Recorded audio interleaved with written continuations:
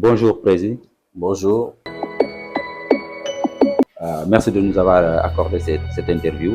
L'actualité du côté de Bisport Academy, c'est l'officialisation du partenariat entre Bisport Academy et l'FC Barcelone. J'imagine que c'est une étape importante dans l'évolution de cette académie. Qu'est-ce qu'on peut retenir de cette officialisation? C'est une étape effectivement importante dans la vie de Bisport Academy. Ce qu'on peut retenir de cette officialisation, comme son nom l'indique, c'est la vulgarisation, la publication d'un accord qui avait été signé il y a un an de cela.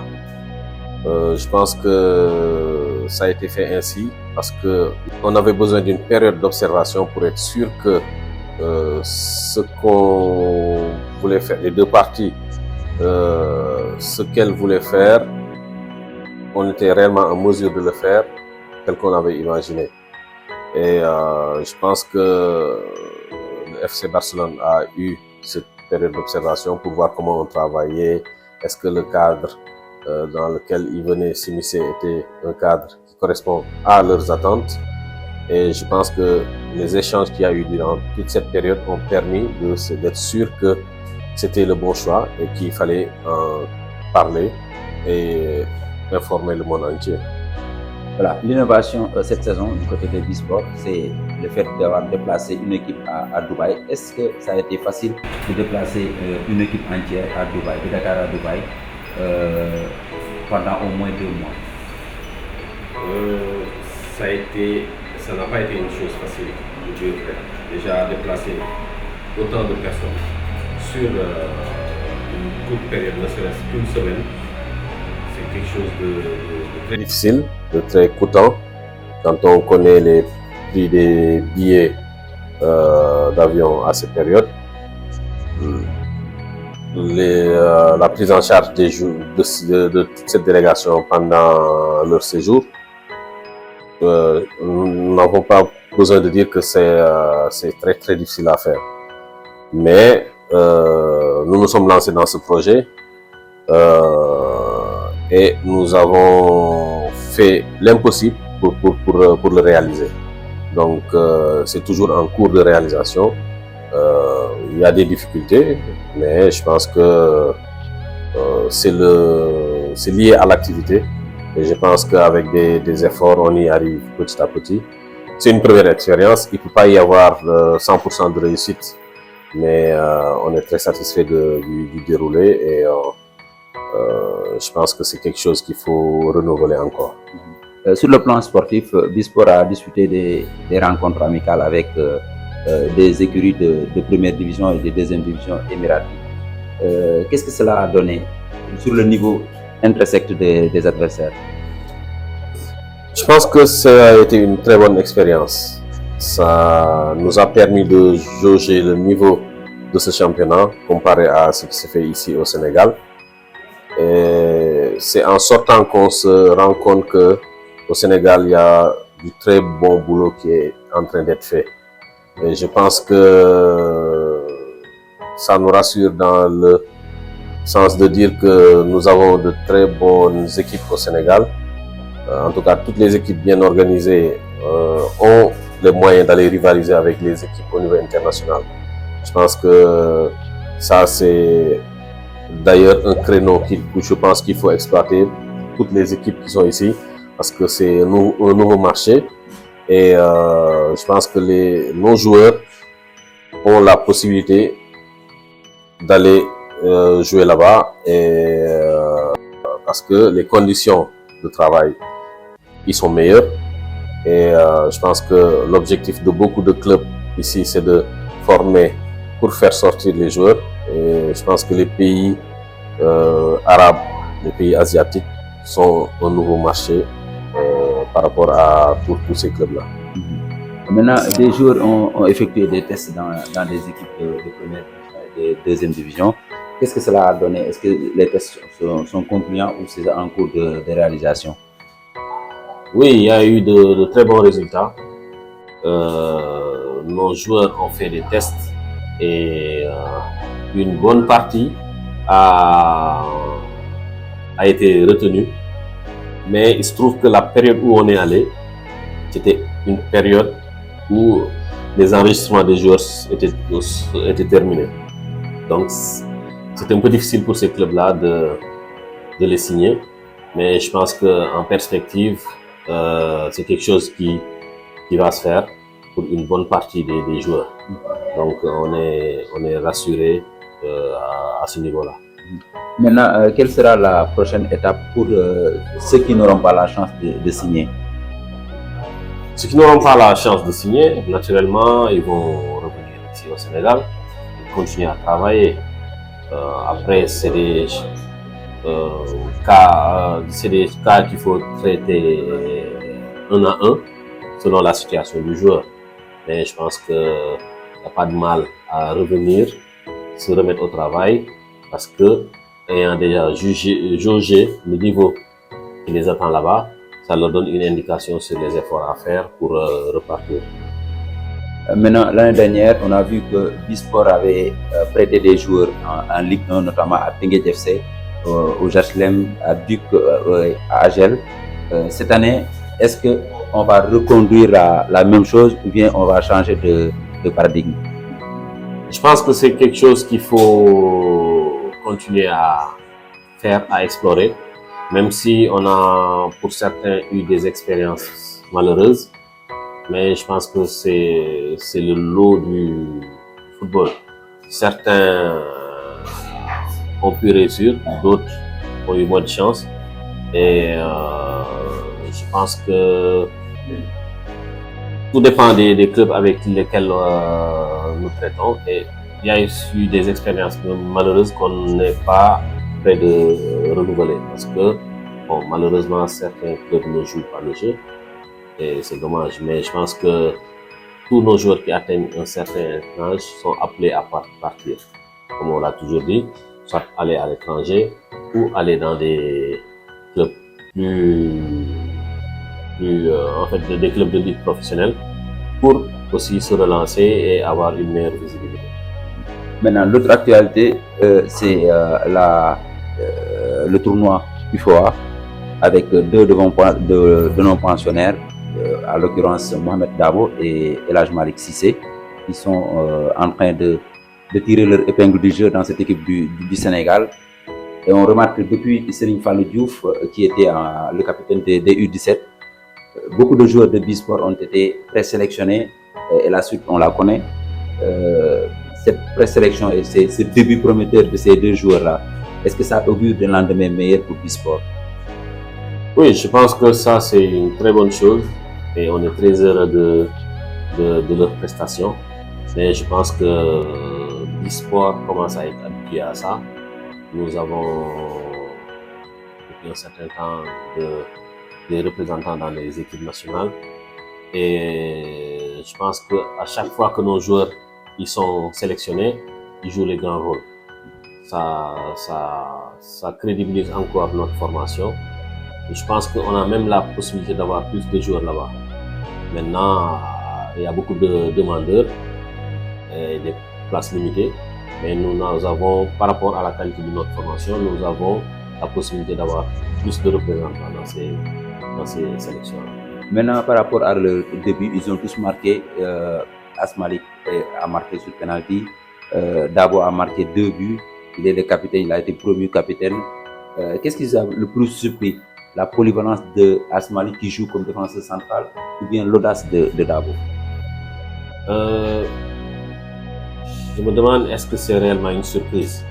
Vu les prestations qu'ils ont eu à faire, l'audace qu'ils ont toujours eue. Je prends l'exemple de El Hadj Malick Cissé. Moi, j'étais convaincu que le penalty allait rentrer parce qu'on sait que c'est un spécialiste de ce genre d'occasion. Je ne suis pas étonné. C'est vrai que nous l'avons jamais fait, nous lui avons jamais fait jouer en défense centrale. Mais son intelligence, ses capacités techniques, sa vision du jeu, ses bonnes relances font qu'il s'est senti à l'aise. Et on peut dire que il n'est même pas à 30% de ses capacités. Je sais que s'ils le font jouer à son vrai poste, on doit découvrir un autre joueur. Donc, par rapport à Dabo, on est habitué des faits. Je pense qu'il a joué de grands rôles, aussi bien dans le championnat que dans les tournois de sélection. Il s'est toujours fait remarquer. Il a eu à participer à des tournois de U17 et il a toujours répondu présent. Donc non plus, c'est pas une surprise. Nous sommes toujours au chapitre des innovations. Cette année, Bisport a signé un partenariat avec l'équipementier sportif Dinasport. Pouvez-vous lever un coin du voile sur ce partenariat entre Bisport et Dinasport? Donc ce partenariat, c'est venu à son heure. C'est un partenariat qui va durer 3 ans. Donc on peut dire que cette année, nous serons habillés par Dinasport. Je pense que c'est des paliers qu'on franchit progressivement et on compte faire vraiment en sorte que ce partenariat soit gagnant-gagnant et que les deux parties aient envie de renouveler. Donc ça va dans le sens toujours de mieux professionnaliser notre activité et l'image d'une équipe qui travaille avec un grand partenaire dans le domaine des équipements renforce aussi cet aspect-là. Maintenant, parlons autre chose de la prise en charge médicale qui est une préoccupation et quelque chose qui tient à cœur l'administration de Bisport Academy.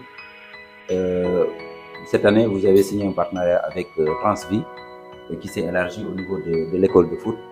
Pouvez-vous nous dire comment le contact s'est fait et quels sont les contours de ce partenariat?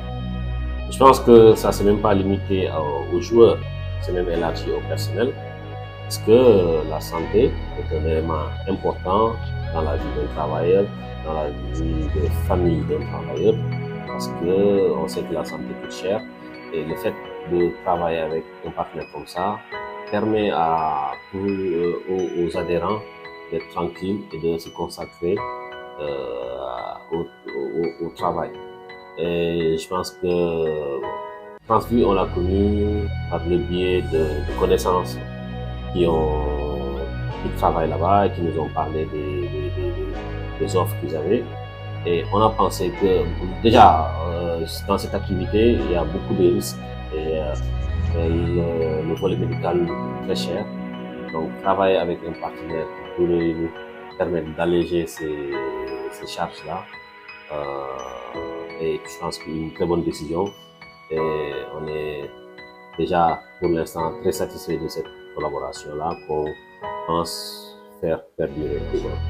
Voilà, Bisport est en train de faire son petit bonhomme de chemin. Les résultats sont visibles. Le travail est apprécié. Le Barça est arrivé avec de nouvelles ambitions.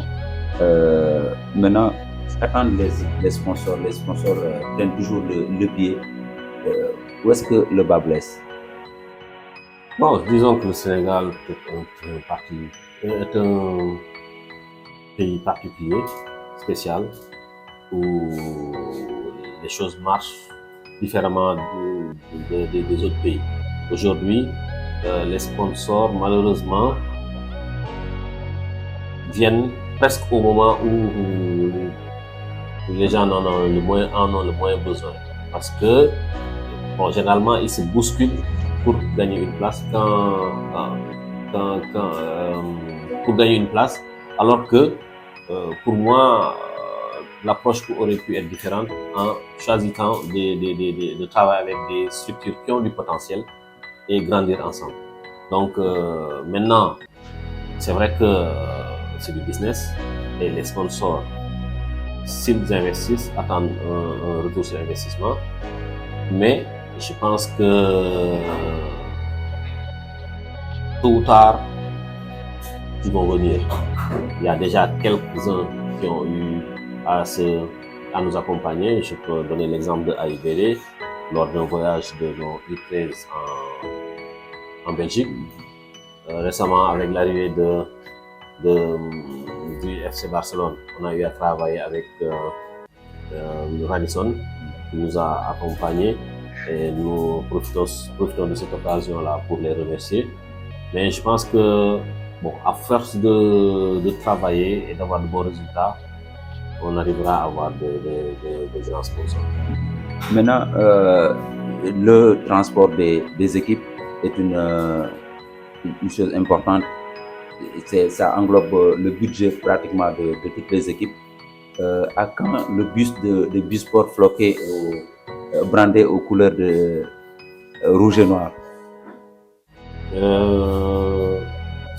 Je pense que ça, c'est extrêmement important. Et c'est un projet qui me tient à cœur. J'en fais un défi et je crois dur que ça va se réaliser en 2025. Parce que pour l'image, c'est déjà quelque chose de très bien qu'il faut faire.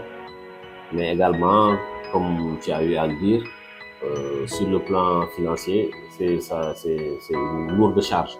Donc le fait d'avoir un bus nous permettra non seulement de nous déplacer plus facilement, mais de un peu réduire les charges, le budget alloué à ça. La toute dernière question, le Barça est arrivé.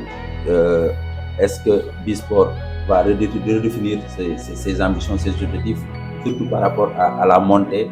Est-ce que les objectifs vont être revus à la hausse ou bien restent intacts? Je pense que, comme j'ai eu à le dire, les objectifs de Bisport, c'est d'abord la formation. Nous sommes une académie. Nous sommes encore à une première étape du projet.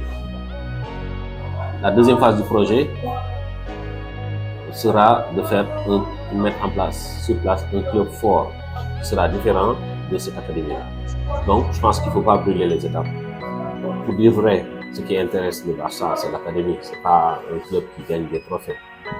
Nous, dans un avenir proche, on se fixera encore des objectifs par rapport à ça, parce que c'est très glorifiant, c'est même par rapport à l'image de remporter le maximum de trophées possible.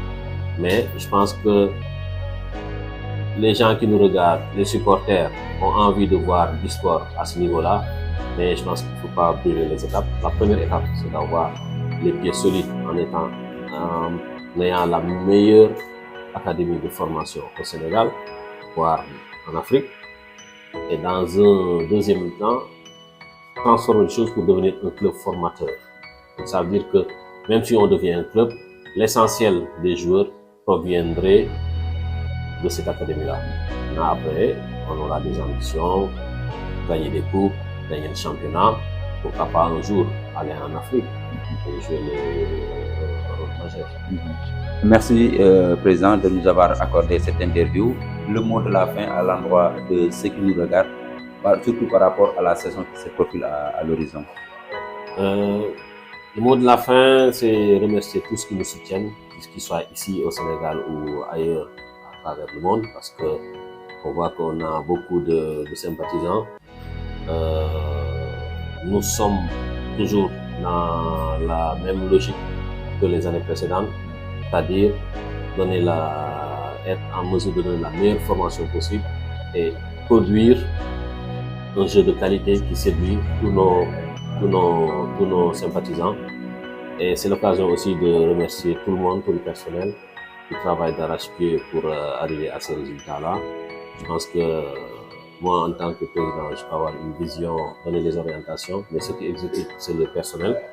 Et si on y arrive, c'est qu'ils sont en phase avec le projet et font le nécessaire pour y arriver. Donc, c'est l'occasion de remercier tout le monde. Merci, Président, et bonne chance pour cette saison. Merci.